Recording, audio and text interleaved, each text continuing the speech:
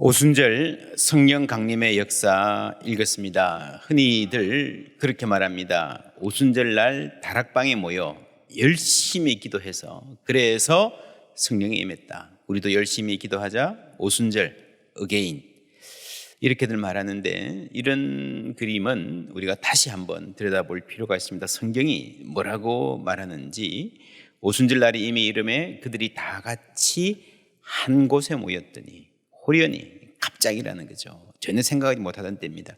하늘로부터 급하고 강한 바람 같은 소리가 있어 그들이 앉은 온 집에 가득하며 라고 했는데 어디에 모였어요? 여기는 다락방이라는 말은 없어요. 그냥 한 곳, 한 장소, 집이라고 했습니다.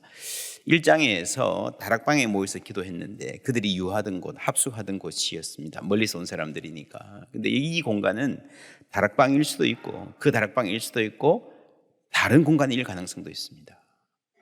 어디에 모였나, 모여서 무엇을 했나 몰라요. 기도했을 가능성이 많지만 그것도 확실하지 않습니다. 왜 성령 강림에 굳이 이런 말을 해야 하는가? 초대교회가 간절히 기도했더니 성령이 임했다. 우리도 열심히 기도하자 성령이 임할 것이다 라는 이런 등식이 그렇게 성경적이지 않다는 겁니다. 성령의 임재는 소중합니다. 우리가 늘 사모하고 기도해야 되지만 인간이 생각하는 어떤 틀에 하나님을 집어넣을 수는 없습니다. 하나님은 우리가 오라면 오고 가라면 가고 하는 분 아니십니다. 성령 하나님은 자유롭게 행하십니다. 그래서 어떤 행동이나 어떤 공간에 여기가 신령한 장소니까 중요한 곳이니까 혹은 영적인 프로그램으로 성령 강림을 성령의 은사를 만들어낼 수 없다. 그것이 간절하고 신실한 기도라도 그렇습니다. 성경도 그렇게 말하고 우리의 경험도 그렇습니다. 성령 충만한 현상이 역사적으로 많이 나타나는데 우리가 경험하는데 언제 나타나는가? 물론 간절히 모여서 함께 기도할 때, 성령 사모할 때에, 말씀을 들을 때에, 찬양할 때에 맞습니다. 압도적으로 그런 경우가 많아요. 그러나 꼭 그렇지는 않습니다. 고린도후서 3장 17절 함께 있습니다. 주는 영이시니 주의 영이 계신 곳에는 자유가 있느니라. 아멘. 성령의 자유, 하나님의 자유. 여러분 언제나 인간의 기대를 벗어나고 흔들어 놓고 뛰어넘습니다. 누구도 성령을 묶어 놓을 수 없어요. 우리가 기도해서 성령이 임했다라고 한다면 잘못하면요 그 자유를 제한할 수 있습니다. 오순절의 성령 강림은요 그것보다 훨씬 더 큰 그림 안에 있습니다. 예수님 당시의 유대인들의 영성을 대표하는 한마디를 꼽으라면 시편 90편에 여호와여 돌아오소서 언제까지니? 이게 모세의 기도지만 예수님 당시 사람들의 그 간절한 바람을 절절히 나타내는 여호와여 돌아오소서 안 계신다는 거죠. 언제까지입니까? 하나님이 떠나셨고 돌아오기를 간절히 바라는 마음. 예수님 성천 직전에 제자들이 이스라엘 나라를 회복하심이 이때입니까도 똑같은 말이에요. 하나님이 이 땅을 떠나셨다. 무슨 말입니까? 시편 74편에 보면요 우리의 표적은 보이지 아니하며 선지자도 더 이상 없으며 이런 일이 얼마나 오래됐는지 우리 중에 아는 자도 없나이다. 선지자가 누굽니까? 하나님의 영을 받아서 하나님의 이름으로 말하는 사람이에요. 근데 그게 어느 순간인가 끊쳐버렸어요. 없어요. 성령이 없는 기간이 있었다는 겁니다. 이 땅에, 이스라엘 역사에. 그래서 이 시편은요 예수님 오시기 전까지 이 이스라엘의 이 땅의 바짝 마른 상태, 영적인 기갈의 상태를 보여줍니다. 그 기갈이 끝나고 성령이 돌아온 사건 언젠가 사도행전 2장이 아니고요 누가복음 3장입니다. 함께 읽습니다. 백성이 다 세례를 받을세 예수도 세례를 받으시고 기도하실 때에 하늘이 열리며 성령이 비둘기 같은 형체로 그의 위에 강림하시더니 하늘로부터 소리가 나기를 너는 내 사랑하는 아들이라 내가 너를 기뻐하노라 하시니라. 아멘. 예수님이 세례받을 때에 성령이 임했습니다. 여러분 처음에는 사람들이 예수님이 대단한 사람이다 할 때 뭐라 그랬는가 하면 선지자다 그래요. 선지자다. 성령이 임해서 하나님의 말을 하는 사람. 그죠? 그러니까 선지자들을 통해서 하나님이 말씀하시는 그 시대가 다시 돌아왔나? 근데 이 말씀 보면요, 그것보다 훨씬 더 큰 역사입니다. 보세요. 생각해 보세요. 성자 하나님이 물에서 올라오고 성령이 하늘에서 임하고, 그죠?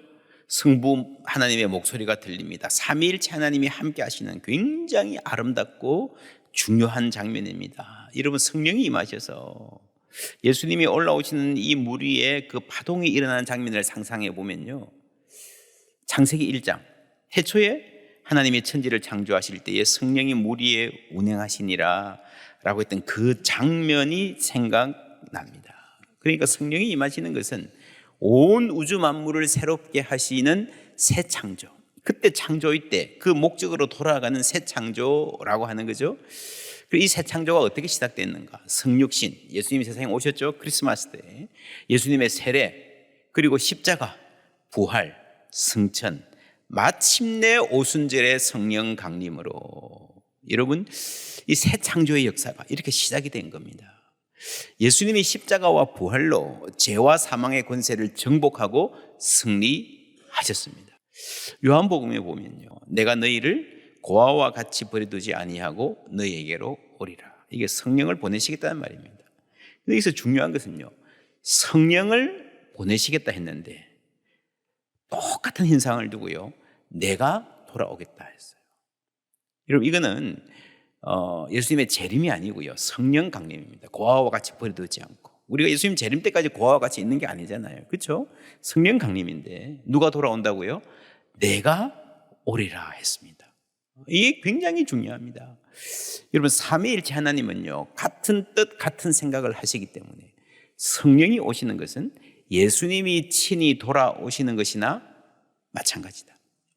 여러분, 사도행전에도요, 성령을 예수의 영이라고 말합니다. 여러분, 기억하십니까? 예수님 승천하시고 나서 그 텅 빈 하늘을 쳐다보는 제자들에게 천사들이 너희들이 하늘로 가심을 본 그대로 오실 것이다 그랬습니다. 이것이 1차적으로는 예수님의 재림에 대한 예언입니다. 동시에 부분적으로 어떻게 이루어지는가 하면요, 오순절 성령 강림 때 예수의 영인 성령이 오심으로 올라가심을 본 그대로 내려오시는 거예요. 이게 사도행전 2장에서 이미 성취되기 시작했습니다. 여러분, 신학자들이 이 예언과 성취를 공부해 보면요, 이런 개념이 있습니다. 이중성취. 오늘 말씀에 요엘서의 예언, 말세에 내가 내 영을 모든 육체에 부어주리라 하는 것은요, 정말 종말에 예수님 재림하실 때 역사의 마지막 날에 성취될 말씀이에요. 그러나 이것이 아주 핵심적으로 부분적으로 오순절 때 성취가 되었다는 겁니다. 이게 double fulfillment, 이중 성취입니다. 이 예수는 하늘로 가심을 본 그대로 오시리라 하는 말도 마찬가지입니다. 그러니까 재림 때의 성취가 되겠지만 부분적으로 예수님이 그대로 오셨잖아요. 그리고 오순절에서 이미 성취되기, 종말이 이미 시작됐다는 겁니다. 공간적으로 설명을 하면요, 예수님이 승천하실 때 하늘로 올라가셨잖아요. 그 길로 성령이 내려오신 거예요. 여러분, 이 공중, 하늘, 우리 눈에 보이는 이 하늘이 어떤 곳인가? 에베소서에 보면요, 그런 말 기억하십니까? 공중에 권세 잡은 자들, 이 마귀들이 득실을 그리는 곳입니다. 그때 사람들의 세계관으로 이 우리 눈에 보이는 하늘은요, 이게 파란 하늘이 사탄의 영역이었어요. 2장 17절 18절 함께 읽습니다. 하나님이 말씀하시기를 말세에 내가 내 영을 모든 육체에 부어주리니 너희의 자녀들은 예언할 것이요 너희의 젊은이들은 환상을 보고 너희의 늙은이들은 꿈을 꾸리라. 그때 내가 내 영을 내 남종과 여종들에게 부어주리니 그들이 예언할 것이요. 아멘. 모든 육체에, 그렇죠, 모든 사람이 이제 누구나 하늘과 땅을 왔다 갔다 할 수 있다는 겁니다. 하늘의 은혜를 누리고 산다는 거죠. 하나님의 뜻을 알 수 있다는 거죠. 자녀들이, 젊은이들이, 노인들이, 남자 노예들이, 여자 노예까지. 여러분, 얼마나 놀라운 말입니까? 구약에서요, 하나님의 뜻은요, 선지자들에게만 알려졌습니다. 그들에게 귀를 기울여야 했습니다. 예수님 때에는 그것도 끊어졌죠. 예수님 직전까지는. 다른 나라들에서는요, 왕에게만 하나님이 신이 말해요. 왕이 신의 뜻을 전하죠. 혹은 아주 특권층의 소수 사제들에게만 신의 뜻이 전달된다 그러잖아요. 뭐 드라마 같은 데 많이 나오잖아요. 근데 성경은 다릅니다. 노예들이 예언한다? 노예들이 신의 뜻을 알고 신의 뜻을 말한다? 이게 여러분 얼마나 놀라운 건지 아십니까? 본래 노예들은요, 자기 생각이 없어야 돼요. 오늘날 많은 청소년들에게 이 사회가 어떤 말을 하고 있습니까? 너는 생각하지 마, 꿈꾸지 마, 그냥 지금은 공부만 해, 시키는 대로. 이 꿈이 있을 수가 없어요. 여러분, 남종과 여종, 여성 노예, 여성이 다 차별받는데 노예라 그러면 얼마나 엄청난 차별 가운데 있었겠습니까? 오늘 우리 총회 여전도의 주일인데요, 여러분 1898년에 여전도의 활동이 시작됐습니다. 놀랍지 않습니까? 여기서 여러분 오늘의 한국교회가 세워졌을 뿐 아니라 오늘 한국 사회에서 그래도 여성들의 권리가 이만큼 인정받는 것은요, 정말 기독교 여성들의 이 선각자적인 활동 덕분이었습니다. 지금은 역사가 그걸 평가 안 하고 있지만 여러분, 교회가 아니었으면 이 땅의 여성들의 삶은 오랫동안 질국 가운데 있었을 것입니다. 여러분, 한 사회가 여러분 이 발전하는 거가요, 여러분 그 소수의 사람들만 하나님의 뜻을 독점하고 대다수의 많은 사람들, 여러분 그 많은 평민들, 노예들 중에 똑똑한 사람이 왜 없겠습니까? 그 여성들 중에 열정 있고 리더십 있는 사람이 다 왜 없겠습니까? 그걸 다 눌러놓으면요, 이 사회가 발전할 수가 없어요. 그래서 기독교는 처음부터 남종과 여종들이 하나님의 뜻을 알 수 있는 신앙으로 출발했잖아요. 그리고 기독교의 복음이 들어가는 곳마다 사회가 깨어나고 경제가 발전되는 것도 이게 우연이 아니에요. 성령이 임하셨다는 것은 모든 사람이 하나님의 뜻을 알고 말하고 행할 수 있는 시대가 되었다. 여호와여 돌아오소서 언제까지니까라고 애타게 부르짖었던 사람들은요, 겨우 선지자들이 이제 다시 생겨서 하나님의 뜻을 전달해 주는 시대의 회복 정도를 생각했겠지만, 하나님은, 그렇죠? 창조 때 그 하나님의 뜻, 모든 사람이 남자와 여자가 하나님의 형상으로 창조함을 받았고, 에덴 동산에서 아담이 하나님과 산책하면서 누리던 친밀감을 회복하는, 요즘 그것이 가능한 시대. 그래서 여러분, 오순절은요, 한 번 모여서 우리가 뜨겁게 마음이 뜨거워졌다 이 말이 아니고요, 완전히 새로운 새 창조의 시대가 시작되었다라는 말입니다. 이제 베드로가 이후에 설교하는데 40절 말씀 함께 읽습니다. 또 여러 말로 확증하여 권하여 이르되 너희가 이 패역한 세대에서 구원을 받으라 하니. 이 패역한 세대, 그렇죠? 이미 낡아지고 있는 이 세대에서 새로운 세대가 시작되었으니, 새로운 시대가 시작되었으니 새로운 시대에 속한 사람이 되라라는 게 구원의 메시지입니다. 오순절 때 역사가 완전히 바뀌었고요, 그 역사가 지금까지 계속되고 있는 겁니다. 그러니까 우리는 오순절을 다시 오게 할 필요 없습니다. 신학적으로 대단히 잘못된 개념입니다. 오순절 어게인 아니에요. 우리는 이미 성령의 시대를 살고 있는 겁니다. 우리에게 필요한 것은 이미 우리 가운데 와 계신 성령을 누리는 것인 줄 믿습니다. 물론 우리가 계속해서 성령을 사모해야 됩니다. 사도행전 2장에 보면요, 그들이 다 성령의 충만함을 받고 라고 했을 때 요거는요, 오순절 때 이야기입니다. 이 베드로가 성령을 받았잖아요. 그런데 4장에 보면요, 다시 이에 베드로가 성령이 충만하여 이르되라는 말이 다시 나와요. 그죠? 한번 성령 충만을 받았지만 다시 우리가 충만해야 될 필요가 늘 있습니다. 그래서 우리가 사모하는 것은 2장에 오순절이 다시 와야 됩니다 이게 아니고요, 4장에 나오는 계속적인 성령 충만을 우리가 사모해야 되는 거예요. 그것을 위해서 기도해야 되는 겁니다. 오순절로 인해서 하늘과 땅이 가까워졌습니다. 이제는 사람들이 자주 왔다 갔다 합니다. 그럼 어떻게 됩니까? 문화도 바뀝니다. 그죠? 하늘과 땅이 통할 때 여러분 가정생활도 바뀔 수 있습니다. 예를 들어 이쪽에서는 여러분 참 화목하고 서로 존중하는 그런 가정 문화가 있어요. 여기서는 서로 무시하고 물어뜯는 가정 문화가 있습니다.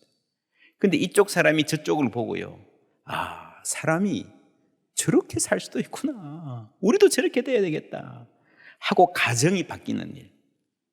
여러분, 이게 복음이 들어가는 곳에 일어날 일입니다. 하늘과 땅이 통하니까요. 하늘에서 일어날 법한 일이 땅에서 일어나는 거예요. 뜻이 하늘에서 이루어진 것 같이 땅에서도 이루어지이다. 할렐루야. 어떻게 이루어지는가? 사도행전 2장 마지막 부분 함께 읽습니다. 믿는 사람이 다 함께 있어 모든 물건을 서로 통용하고 또 재산과 소유를 팔아 각 사람의 필요를 따라 나눠주며 날마다 마음을 같이하여 성전에 모이기를 힘쓰고 집에서 떡을 떼며 기쁨과 순전한 마음으로 음식을 먹고 하나님을 찬미하며 또 온 백성에게 칭송을 받으니 주께서 구원받는 사람을 날마다 더하게 하시니라. 아멘. 여러분, 모든 물건을 서로 통용하고 서로 함께 모이고 예배드리고, 그죠? 각 사람의 필요를 따라 나눠주고. 여러분, 이것이 땅의 일이 아니잖아요. 땅에서는 서로 핥히고 물어뜯고 싸우잖아요. 이 험한 땅에서 하늘의 뜻이 이루어지는, 이게 여러분 성령 충만의 결과인 것입니다. 이것이 바로 오늘 우리에게 임하신 성령 하나님이 어떻게 일하시는가. 하늘에서 일어나는 일이 땅에 계속해서 나타나는 것입니다. 이게 하나님의 영광이죠. 이 세상에서 내 영혼이 하늘의 영광 누리도다. 할렐루야. 이 땅에서 하늘의 영광을 누리는 거예요. 하늘의 삶을 살아가는 거예요. 그래서 이 큰 목적을 향해서 가는데 그 첫 번째 발걸음이 뭔가 하면요, 서로 말이 통하는 것입니다. 서로 마음이 통하는 것입니다. 8절에 보면 우리 각 사람이 난곳 방언으로 듣게 되는 것이 어찌 됨이냐. 우리는 바데인, 메데인, 엘람인, 10절에 부르기아, 밤빌리아, 애굽, 그죠? 11절에 그레데인과 아라비아인들이라. 우리가 다 우리의 각 언어로 하나님의 큰 일을 말함을 듣는도다. 지도로 보시면 이렇습니다. 굉장히 멀리 당시 지중해 중요한 도시들 전부 다 그레데 섬까지, 로마까지 다 이렇게 해서 왔습니다. 그 자리에 오순절에 모였습니다. 세계가 모여 있는 것이나 당시 개념으로는 마찬가지죠. 다 방언으로 우리나라 말로 듣는다 이 말입니다. 이 방언은요, 우리가 흔히 말하는 고린도전서에 나오는 방언하고는 다릅니다. 고린도전서의 방언은요, 기도의 언어입니다. 유익한 은사입니다. 그런데 이 약점은 소통이 안 돼요. 소통이. 하나님과 나만의 언어입니다. 사도행전의 방언은 정반대 지점에 있습니다. 사람들이 외국어를 한다는 거예요. 소통이 되기 시작한다는 겁니다. 한국 사람들이 성령을 받고 여기 일본 사람들에게 일본말로 설교하고 말레이시아 사람들에게 말레이시아 말로 하나님을 이야기하는 겁니다. 여러분, 예수님이 땅끝까지 가서 증인이 되리라 그러셨잖아요. 이 말은 첫 번째로 지리적인 산 넘고 물 건너 간다. 지리적인 장벽을 넘어서는 거. 더해서 여러분 생각해 보세요. 아무리 멀리 찾아가도요, 말이 안 통하면 소용없어요. 답답하잖아요. 지리적인 장벽과 함께 언어적인 장벽을 넘어서는 겁니다. 문화의 장벽을 넘어서는 겁니다. 그리고 사회 계층이라는 장벽을 넘어서는 거예요. 딴 것까지 간다는 것은. 여러분, 같은 땅에 살아도요, 노예들은 사람 취급 안 하잖아요. 완전히 다른 세계 사는 것처럼 생각하잖아요. 말이 저 사람들하고는 안 통한다 생각하잖아요. 그죠? 우리끼리. 그 성령은 이 담을 무너뜨립니다. 언어의 장벽이 무너진다. 여러분, 이 기독교에 제가 몇 번 말씀드렸습니다만 세계 많은 종교들 중에서 기독교의 가장 독특한 점은요, 창시자의 언어가 아닌 다른 언어로 첫 번째 경전이 기록된 유일한 종교라는 겁니다. 이 불교의 불경이 뭐로 기록됐습니까? 석가모니가 쓰던 언어로. 그렇죠. 이슬람의 쿠란이 뭐로 기록됐습니까? 마호메트가 쓰던 언어로. 그런데 예수님은요, 아람어를 쓰셨어요. 신약 성경은 헬라어로 기록되었어요. 처음부터 이 건너가는 겁니다. 아주 독특합니다. 이걸 뭐라고 할 수 있을까요? 기독교는 처음부터 국제적이었다? 좀 더 정확한 말은요, 기독교는 처음부터 선교적이었다. 그렇죠? 여러분, 선교는요, 단순히 몸만 가는 거 아닙니다. 지리적으로 장소만 이동하는 게 아니에요. 내가 인도 가서 선교하더라도 여러분 인도 사람에 대한 편견, 우리 문화에 대한 자부심을 너무 오만으로 가득 차면요 소용없잖아요. 그렇죠. 지리적으로 문화적으로 언어와 사회 계층도 넘어서는 그것이 여러분 하나님의 선교입니다. 하나님이 그만큼 넓은 분이기 때문에 우리는 넓은 마음으로 성령이 충만하면 여러분 이 장벽들을 넘어설 수 있습니다. 7절 8절 함께 읽습니다. 다 놀라 신기하게 여겨 이르되 보라 이 말하는 사람들이 다 갈릴리 사람이 아니냐 우리가 우리 각 사람이 난고 방언으로 듣게 된 것이 어찌 됨이냐. 예, 다 갈릴리 사람이 아니냐 이 말에 상당한 여러분이 예루살렘 사람들이잖아요. 밖에서 온 사람들이잖아요. 여기에 어떤 경멸이 깔려 있는 것 같아요. 아니 이 사람들이 어떻게 이 갈릴리 사람들이 외국어를 유창하게 하냐. 여러분 혹 갈릴리 사람이 아니고 예루살렘 사람이면 로마나 애굽의 큰 도시에 사는 사람들이라면 할 수 있는 일입니까? 아니잖아요. 우습지 않습니까? 여러분 이 말 자체에 이 땅에 있는 아주 뿌리 깊은 차별이 사도행전의 역사의 출발은요 그 차별의 역사에서 출발하는 거예요. 여러분 이 세상에서 좀 큰 도시에 살면요 이 정도 말 쉽게 할 수 있습니까? 세상에서 조금 좋은 학교 나오면요 사람이 그만큼 다릅니까? 아니에요. 여러분 사도행전의 교회는 그렇지 않았습니다. 성령이 임하자 담대한 하나님의 군사가 되어서 역사를 이끌어 갔습니다. 여러분 오늘 우리 청소년들에게 꿈이 있습니까? 이들에게 정말 필요한 것은요 성령 충만인 줄 믿습니다.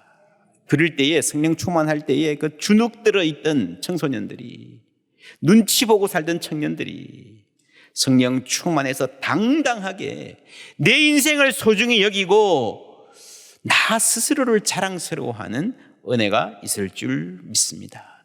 그럴 때에 이 나라에 소망이 있습니다. 주는 영이시니 주의 영이 계신 곳에는 뭐가 있습니까? 자유가 있느니라.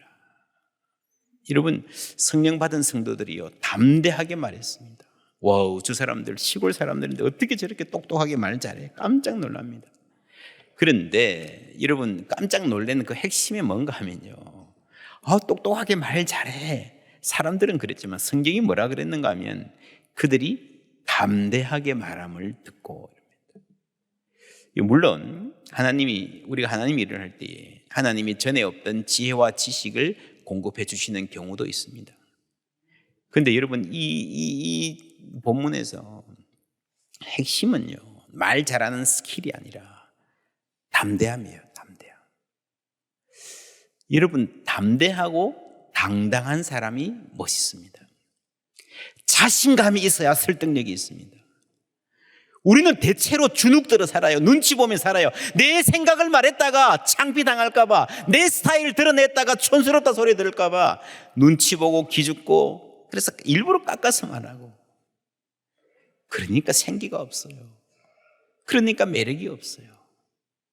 성령이 임하면요 자유가 생기는 줄 믿습니다. 담대하고 당당해지는 거예요. 그럴 때 하나님이 우리에게 임해 주신 아름다움 그 생기를 내 것을 그대로 드러낼 수 있는 자유, 내가 믿는 바를 당당하게 말하는 자유. 그러니까요 사도행전 역사가 그렇습니다. 사람들이 보고 야 멋있다 야 멋있다. 그 성령의 사람은 멋있는 사람들입니다. 세상에 가지지 못한 자유와 담대함을 소유했기 때문에 믿는 바를 따라서 확신 있게 살았기 때문에 우리도 저렇게 살고 싶다. 그렇게 복음이 증거되는 거예요. 이 하나님 이미 우리 가운데 계신 줄 믿습니다. 그 성령 사모하며 누리며 당당하게 멋지게 살아가는 우리와 우리 자녀들 다 되기를 주님의 이름으로 축원합니다.